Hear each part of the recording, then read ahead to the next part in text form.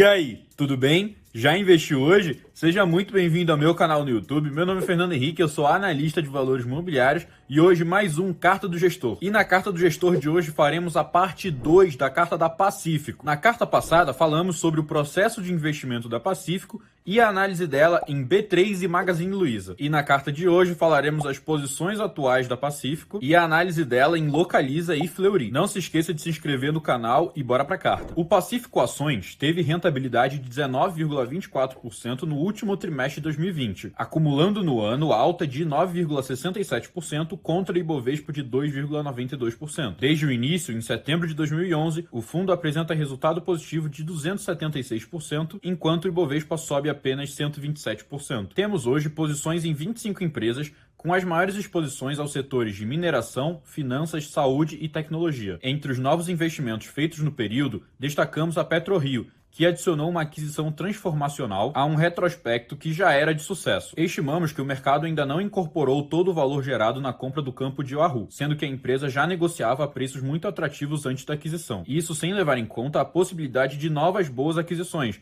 Há muitas oportunidades no setor. Também montamos novas posições em empresas que vieram ao mercado no trimestre, como a Redditor, Melius e a Aeris, todas histórias com potencial de crescimento muito significativo. O Pacífico LB teve rentabilidade de 16,82% no quarto trimestre de 2020, acumulando no ano 10,14% contra o Ibovespa de 2,92%. Desde o início do fundo, o fundo apresenta resultado positivo de 229%, enquanto o Ibovespa sobe apenas 94%. No mês de outubro, aumentamos a exposição líquida do Pacífico LB com o vencimento de estrutura de opções que possuíamos. Dessa forma, o fundo passou de 68% de exposição líquida no fim de setembro para 75,2% em outubro. Além disso, seguindo o processo de investimentos do fundo, fizemos mudanças de alocações nos ativos em função dos diferentes movimentos de preço observados durante o mês. As principais alterações foram o encerramento do investimento em Duratex, que atingiu o nosso preço-alvo, o aumento da posição em Localiza, B3, XP e Rumo, e o novo investimento em BTG e Arco Educação. Continuamos a aumentar a exposição líquida do fundo em novembro e dezembro através da redução do índice futuro vendido, bem como pelo encerramento de shorts em IRB e IOSP. Além disso, zeramos o par intrasetorial de Vale contra Rio Tinto, após a operação ter atingido nosso preço-alvo. Ao longo de dezembro, trocamos nossa posição de índice futuro vendido por opções de venda para fevereiro de 2021. Acreditamos que a volatilidade implícita nessas opções parece relativamente baixa, a mesma da Bolsa Americana. Encerramos o fundo com 98% de exposição líquida e 125% de alocação bruta. As principais posições do fundo são Localiza, PetroRio, B3, BTG e Intermédica. Os 5 principais setores são varejo, financeiro, ex-bancos, saúde, commodities e utilities. Localiza. Assim como o caso da B3, também tivemos posições na Localiza em outras ocasiões, com ela sendo o tema do nosso relatório trimestral do quarto trimestre de 2013. E também, de maneira semelhante à B3, o investimento mais bem sucedido vem sendo o último, iniciado em 22 de maio de 2018, a um preço ajustado de R$ 25. Hoje o preço dela é de R$ 65. Abaixo, nossa tese na época. Investimos hoje na Localiza. A ação atingiu nosso preço de revisão, aproximadamente R$ 25 por ação, e vemos uma perspectiva bastante favorável de crescimento com rentabilidade. A companhia tem conseguido expandir bastante frota no segmento de locação de veículos, RAC, em função de uma boa elasticidade a preço observada após a implementação do sistema de Yield Management com tarifas mais dinâmicas. Com isso, houve um aumento da taxa de utilização que mais que compensou a queda da tarifa média. O ambiente competitivo está razoavelmente saudável para o setor e acreditamos que continue assim, especialmente após a aquisição da Unidas pela Locamérica. Um dos questionamentos que tínhamos era sobre a sustentabilidade das boas margens do segmento de seminovos. A Localiza acredita que o novo nível de depreciação, aproximadamente R$ 750 a R$ 800 carro/ano no RAC, seja sustentável, principalmente pelos ganhos de produtividade que conquistaram nos últimos anos na operação de venda no varejo. Vemos a companhia negociando a 12 vezes EV sobre EBITDA 2018 e 10 vezes 2019, com o spread ROIC menos custo da dívida pós-impostos de 9%. Nossas premissas são de crescimento de 7,4% da frota ao ano entre 2018 e 2022, fazendo com que o NOPLAT tenha um CAGR relevante de 13,7% ao ano no mesmo período. Como principais riscos, temos uma desaceleração da retomada da economia, já que boa parte do crescimento da companhia deve se dar pelo segmento corporativo, um comportamento mais agressivo dos concorrentes pelo fôlego que os juros baixos proporcionam e uma depreciação acima da esperada por um enfraquecimento do mercado de seminovos. O melhor ponto para iniciar a análise dessa tese está logo no primeiro parágrafo, o sucesso do sistema de Yield Management aplicado pela empresa. Yield Management, no caso, consiste em um sistema mais dinâmico de tarifas, se possível variando-as em tempo real e de acordo com a praça, loja, tipo do veículo, horário e outras variáveis. A primeira vez que ouvimos a intenção da empresa em aplicar essa ferramenta foi no Investor Day realizado por ela em agosto de 2015. Com o benefício de ver toda a história desde então, pode-se dizer que esse foi um evento seminal. Um breve contexto sobre a época. Economicamente, era um momento muito ruim para a nossa economia, com atividade fraca e uma marcada piora nas contas públicas. O setor vivia a agressiva expansão de um terceiro player, a Movida. Havia uma sensível preocupação com a piora do posicionamento da Localiza e com a perspectiva para os que ela poderia cobrar pelo aluguel de seus carros. Frente a esse cenário, o anúncio por parte da Localiza da nova ferramenta de Yield Management foi interpretado por muitos como uma reação à situação delicada e talvez como prova de que a força de sua posição competitiva tinha se reduzido. A Localiza, obviamente, pensava diferente. Trechos a seguir estão nas notas referentes ao evento de 2015. Yield Management é para recuperar o ROIC, retorno sobre capital investido. Estão testando a elasticidade da demanda. Estão tendo boa resposta das pessoas físicas. Baixam um pouco o preço e vendem mais, compensando parte da queda drástica nas pessoas jurídicas. E as tarifas de PF tendem a ser melhores, então ajuda o mix. Yield Management é um projeto, não é uma oportunidade. Outra evidência dessa pressão e da visão da empresa sobre a evolução das tarifas pode ser extraída da seguinte resposta da empresa a uma pergunta na sua teleconferência de resultados referentes ao terceiro trimestre de 2015. A questão era sobre a futura evolução das tarifas. Nosso principal indicador é o retorno sobre capital investido. Toda a nossa ação em preços dependerá desse indicador. Mesmo com o ambiente competitivo, rentabilidade tem sido preservada. Enquanto pudermos ser competitivos com rentabilidade, manteremos essa estratégia. Não podemos afirmar que a tarifa vai subir. Teremos tarifa competitiva que nos possibilite um bom retorno. Percebe-se assim a firmeza por parte da empresa em sinalizar e seguir um caminho oposto às expectativas de mercado. Um exemplo de visão de longo prazo. Reconheça-se aqui que compartilhávamos dos temores do mercado e a difícil situação econômica nos levou à decisão de não sermos acionistas da Localiza naquele momento. Outro tema discutido no evento de 2015 foi a ameaça, no momento ainda em escala menor, do Uber. Os temores dos investidores tinham razão de ser, tendo em vista a experiência de outros países. Nos Estados Unidos, por exemplo, a expansão do Uber e similares, de fato, teve um impacto forte e negativo nos negócios das locadoras de automóveis, mas a diretoria da Localiza acreditava que a história no Brasil poderia ser diferente. Uber eventualmente compete com o aluguel de carro por facilitar a mobilidade, mas pode gerar negócio por reduzir a necessidade de se ter carro. Somos a favor do Uber. Qualquer coisa que melhore a vida do cliente é bem-vinda para nós. Até trabalharíamos juntos, vemos como oportunidade. Sabemos hoje o quão acertada era essa opinião. Há diferenças relevantes entre os mercados de automóveis do Brasil e de outros países. A relativa facilidade em se obter carros nos Estados Unidos, tanto por renda mais elevada como por facilidade de financiamento, levou a uma parcela maior de motoristas autônomos que são donos dos seus carros. No Brasil, trabalhar como autônomo com um carro alugado acaba sendo para muitos uma alternativa mais rentável do que comprar o veículo para fazer o mesmo. Acompanhávamos a empresa com atenção e ao longo de 2017 os seus resultados mostravam o sucesso da nova política de preços. A expansão do compartilhamento de viagens era uma realidade de proporção crescente. O trecho seguinte é extraído de nossas notas sobre o Localiza Day de 2017, ocorrido no dia 4 de dezembro de 2017, e passa por esses dois efeitos. Estão notando uma recorrência maior de clientes. Isso pode ser reflexo da mudança de hábito também, com pessoas preferindo usar Uber/táxi no dia a dia. Assim, há menos necessidade de ter a posse de carro, favorecendo o aluguel de veículos para o fim de semana para viagens, por exemplo. Nossa confiança na estratégia da companhia crescia e, apesar do cenário ainda turbulento em 2018, véspera de eleições, decidimos fazer o investimento, como demonstrado no início do comentário sobre a Localiza. Desde então, a evolução dos resultados da empresa superou bastante o nosso cenário base, com a depreciação por veículo sendo a única variável que teve evolução pior do que o esperado. O crescimento muito acelerado, não só da Localiza, como também de suas concorrentes, contribuiu para isso,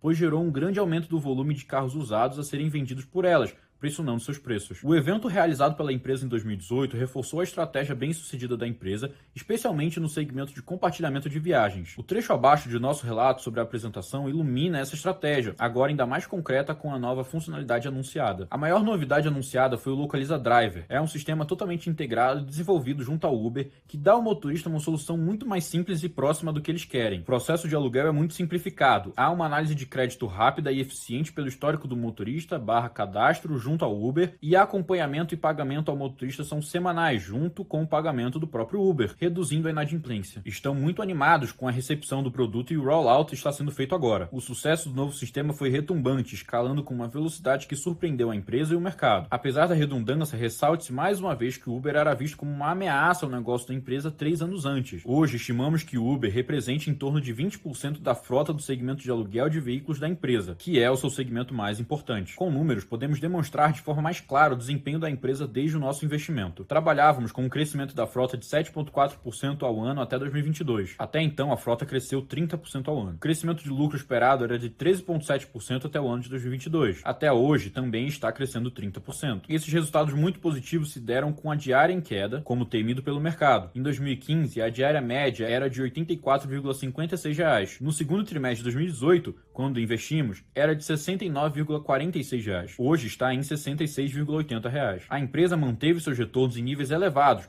com a diferença entre o ROIC, retorno sobre capital investido, e o custo de sua dívida em 7% ao ano, muito próximo dos 7,5% de 2015. Em nossa tese, mencionávamos que o ambiente competitivo poderia ser mais favorável com a aquisição da Unidas pela Locamérica. Hoje podemos estar prestes a ver um mercado ainda mais consolidado, vide a fusão da própria Localiza com a Unidas/Locamérica. Mais uma evidência da dificuldade de se prever as surpresas positivas que acontecem nas histórias de empresas de ponta. Continuamos muito positivos com o nosso investimento na Localiza. Especificamente, o mercado parece estar atribuindo um risco bastante alto à fusão, ainda sujeita à aprovação pelo CAD. Nossas projeções para o caso de a fusão ser aprovada mostram uma das melhores empresas do país a um preço muito atrativo, com perspectivas de crescimento de receita e lucro muito pronunciadas. E mesmo a Localiza por si só ainda representa um investimento com boas perspectivas. Adicionalmente, a empresa segue com sua capacidade de inovação e de exploração de novos mercados. O segmento de aluguel de longo prazo para pessoas físicas parece especialmente promissor, uma tendência que pode ter sido acelerada pela pandemia. O novo serviço Localiza Meô já foi lançado e acompanharemos sua evolução ao longo dos próximos trimestres. Fleury. Iniciamos nosso investimento no Grupo Fleury no dia 4 de março de 2016, a um preço ajustado de R$ 7,40. Encerramos a posição em janeiro de 2018 com a ação em torno de R$ 27. Investimos na Fleury em outras ocasiões posteriores, inclusive esse ano próximo dos piores momentos da crise do Covid-19. Consideramos uma ótima empresa com um ótimo futuro, mas não temos posição hoje por questões de custo de oportunidade, ou seja, vemos outras opções ainda melhores hoje para compor nosso portfólio. Segue o que pensávamos à época do investimento. Essa semana decidimos investir em Fleury. A ideia inicial é de ter uma exposição pequena do fundo à empresa, pois ainda pretendemos investigar algumas questões referentes à empresa e a liquidez da ação é baixa. O racional para o investimento é o seguinte: por que investir? Primeiro, mercado com boas perspectivas de crescimento por demografia e crescente foco na prevenção versus tratamento de doenças. Segundo, forte posicionamento competitivo no principal mercado brasileiro, SP, e no segmento mais rentável, alta renda, através da marca Fleury, reajuste de preços próximo da inflação. Terceiro, oportunidade de ganho de eficiência, margens, considerando o turnaround em curso na operação do RJ e outras iniciativas da companhia. Quarto, melhora na capacidade de alocação de capital da companhia e a presença em um watchdog, Advent. Principais riscos. Primeiro, macro Brasil. A situação financeira de muitas operadoras de saúde é frágil, o que pode dificultar o reajuste de preços e o pagamento por serviços prestados. O aumento do desemprego pode reduzir a demanda. Segundo, risco de execução. Custos indexados à inflação exigem atenção constante, interrupção na trajetória de melhora. Terceiro, retenção de médicos com o fim da sociedade controladora. Quarto, aumento inesperado no CAPEX, desvalorização do real ou imprudência, pode comprometer a geração de caixa. Como explicado no nosso racional, tínhamos uma visão ainda cuidadosa quando começamos nosso investimento. O preço extremamente depreciado da ação dava uma boa margem de segurança e pode-se dizer que era um momento de mudança na nossa opinião sobre a empresa. Um trecho de nota interna de outubro de 2015, antes de iniciarmos nossa posição, evidencia um ponto nessa transição. Fiquei surpreso com a confiança da companhia ao divulgar tais projeções de crescimento. Acredito que alguma dose de ceticismo é justificada. Ainda assim, não deixa de chamar a atenção na conjuntura atual uma empresa ter uma projeção otimista como a Fleury demonstrou. Outro fator que me deixa intrigado com a empresa é a compra pela Advent, de uma participação de 13%. Ter como sócio uma gestora de private equity pode ser justamente o que a companhia precisa, tendo em vista a alocação de capital passada. O estudo e acompanhamento da empresa continuou, e o que aprendíamos começou a justificar maior otimismo com a trajetória do Grupo Fleury. Um ponto fundamental na tese era a expectativa de aumento de margens. Havia dentro do grupo praticamente duas empresas diferentes, pelo menos em números. Uma era a operação da marca Fleury, segmento premium concentrado em São Paulo, com as margens elevadas e uma marca muito forte e renomada. E a outra englobava as outras operações, incluindo a marca A Mais em São Paulo e as marcas regionais no Rio de Janeiro, com margens muito baixas, mas que representavam 35% da receita consolidada do grupo. Uma melhora mais significativa nessas operações menos eficientes poderia impactar o resultado do grupo de maneira muito relevante. Uma reunião com a empresa pouco depois de montarmos a posição, ainda em março, reforçou a crença nessa possibilidade. Em particular, chama a atenção a companhia ainda ter uma margem tão inferior ao Hermes Pardini, mesmo tendo algo tão forte quanto a marca Fleury. É natural que a Pardini tenha margens superiores às marcas regionais do grupo Fleury, considerando seu nível de eficiência atingido após anos de trabalho e especialmente sua maior escala industrial. Ainda assim, não parece ser razoável que a operação do RJ do Fleury siga com EBITDA negativo e as demais marcas regionais com margem EBITDA próximas de 10%, o que parece ser o caso corrente, assumindo fixa a margem EBITDA de 36% da marca Fleury. Assumindo que no longo prazo a marca Fleury mantenha sua margem EBITDA de 36% e as marcas regionais atinjam 17%, a margem consolidada do grupo Fleury pode atingir 26%. Hoje está em 19%. Após esse diagnóstico, passamos a ter uma exposição à Fleury. Em seguida, a empresa divulgou resultados trimestrais que confirmaram nossa expectativa de melhora de margens, e a visão positiva sobre a companhia foi sendo reforçada. O trecho abaixo estava em uma nota de agosto de 2016, relatando o encontro com a empresa. O evento reforçou minha grande animação com o nosso investimento em Fleury. O tom do discurso da companhia claramente mudou para mais otimismo, talvez inevitável após o forte desempenho operacional da companhia no primeiro semestre de 2016. A diretoria está bem mais proativa em listar diversas oportunidades que tem para melhorar o desempenho da empresa, quase ignorando a possibilidade de uma reversão no patamar de rentabilidade atingido